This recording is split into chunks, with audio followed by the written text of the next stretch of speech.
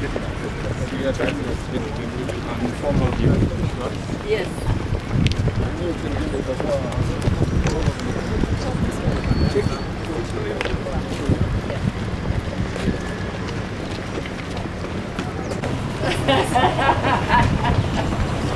Principles of synergy, collaboration, and coordination.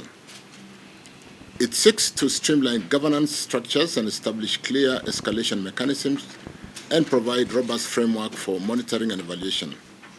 These measures will ensure that all government ministries and departments operating at our airports work seamlessly together to deliver world-class services to travelers and stakeholders alike.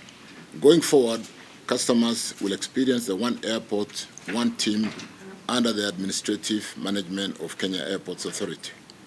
We acknowledge that delivering excellent customer service and fostering a positive public image are mutual interests shared by all parties involved in airport operations. Therefore, we must embrace the spirit of partnership and collaborative responsibility to achieve service improvement that reflect the highest standard of professionalism and efficiency. Under the leadership of the Kenya Airports Authority, this charter will serve as a guideline, as a guiding framework for enhancing service standards across all touch points at our airports. It will enable prompt and coordinated responses to customer needs while fostering an environment that prioritizes excellence in service delivery. I'm confident that this collaboration will significantly improve customer service, customer experience at Jkia and other airports across the country. As a government, we remain steadfast in our commitment to improving airport infrastructure through both short-term action and mid-term plans. These efforts are designed not only to enhance operational capacity, but also to ensure that Kenya's airports meet international benchmark for quality and reliability. I wish to commend my colleagues who are here with me and the entire management team, that the Cabinet, Secretaries for Interior, National Administration, National Treasury and Economic Planning, Tourism and Wildlife, and their respective teams for their dedication to this initiative. Your leadership, colleagues, has been instrumental in delivering and driving reforms that will transform Kenya's aviation sector into a world global repute. In conclusion, ladies and gentlemen, let us reaffirm our collective resolve to implement the Jkia Service Charter effectively. Together, we can deliver an exceptional airport experience that reflects Kenya's status as a premium destination for business, leisure, and investment. I thank you. Let me just allow my colleagues to make one or two comments if they wish to do so, and then we can take a few questions. Let me start with Rebecca. Thank you very much. Transport for the tourism sector, this is very monumental. Even as we gear towards achieving the steep targets that we have of welcoming 5 million international visitors annually from the year 2027, the airport customer experience is critical to supporting our target. And we are glad to see that already a lot of progress has been done since we were here on 31st of January 2025. And we want to commend all the teams that are working towards improving the airport experience. And we really want to work together with all the stakeholders that are here. We look forward to making Kenya the best destination that we are, and that is really supported by the entry at the airport, because we know that the airport is the first contact by our visitors. As a ministry, we are also working together with the Ministry of Transport, KAA, to open a customer service or an information center for tourists, and also working on branding our airport appropriately so that from the word go, everyone can experience the magical Kenya brand. Thank you very much.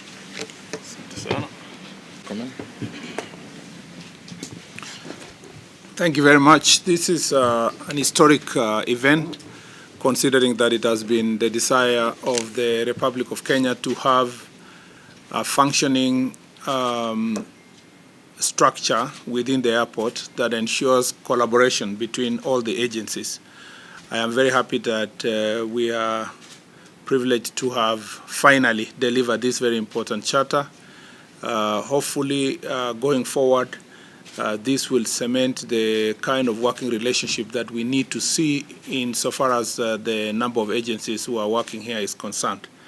On the part of the Ministry of Interior, our responsibility at the airport is to ensure that Kenyans are kept safe and that the bad people are kept out of our country.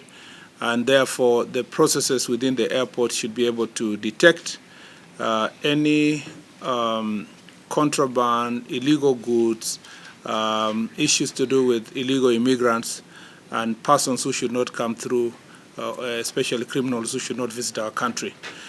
We have signed this charter today to promise the people of Kenya that we will act professionally and that our team at the airport will work in the spirit of whole government approach to ensure that we collaborate with the other agencies, especially the Kenya Airports Authority and the other agencies, to ensure that the safety and the security of the people of Kenya is guaranteed. I would like to congratulate all the members of the team that we constituted to work on this document and to promise that as a ministry we shall give our utmost collaboration to make sure that this becomes a success. I'm very happy for Jkia and I look forward to a better customer experience for all our visitors and citizens of this republic as they pass through Jomo Kenyatta International Airport. Asante sana. So thank you very much, Waziri. And as we start to implement this service charter today, I want to confirm that we have set up in that service charter document that we've signed a governance board that will be chaired by the Kenya Airports Authority CEO that will initially sit monthly and eventually do quarterly meetings. Initially, because we need to do quite a bit of some work, there will be an operational committee that will be sitting monthly, and there are various working group sessions that will work weekly, and they will work and reaffirm measurable targets in the key performance indicators in the various areas that have been identified and report accordingly to that escalation to a point where we really, like we said, want to be that premium anchor airport in the region. So we'll see things really significantly improving as we seek to be what Kenya ought to be in the region. Asanteni sana. We can take a few questions. Name and media house. Yeah, from Citizen TV, I have two questions. One is the cost of implementing the charter and where the funds will be coming from. And then two is when do we expect to see KA get a substantive Wambui, thank you, Citizen. Another question, and then we can take the two together. My name is Kamchemenza from KBC. I have three questions. One is, how does the charter compare to industry best practices? Are there any future plans to enhance or expand the charter's commitments? And the last one is, how does the charter incorporate digital transformation and modern customer service technologies? Thank you. Let's start with Wambui's question, which is basically the budgetary commitments. You did hear us talk to a cabinet commitment in customer experience at Jkia. You've seen us, not the first time, this is the third time we are sitting here. We basically are working on housekeeping issues, and we're saying everybody does their part as a one team and basically collect that information through the management board on monthly basis initially and eventually quarterly. And we really want to have visibility in the areas which needs improvement. So when you retire from here to look at the service charter, you'll actually see performance indicators for every service level delivery in every area that is measurable. And therefore, when we meet to basically collate this report, will be, if the ranking is a 5 and you are doing a 3, we'll be seeking to understand what support we need. If it's a monetary support, we'll provide the budget accordingly, because this is, we are a revenue airport. We make money. Where we need to provide facilitation in terms of budget, we'll be able to do so to ensure that we do improve the customer experience, improve, like Rebecca says, the customer inflows into our country, and be able to significantly improve the revenues. I think budgets talk to expenditure side and the revenue side.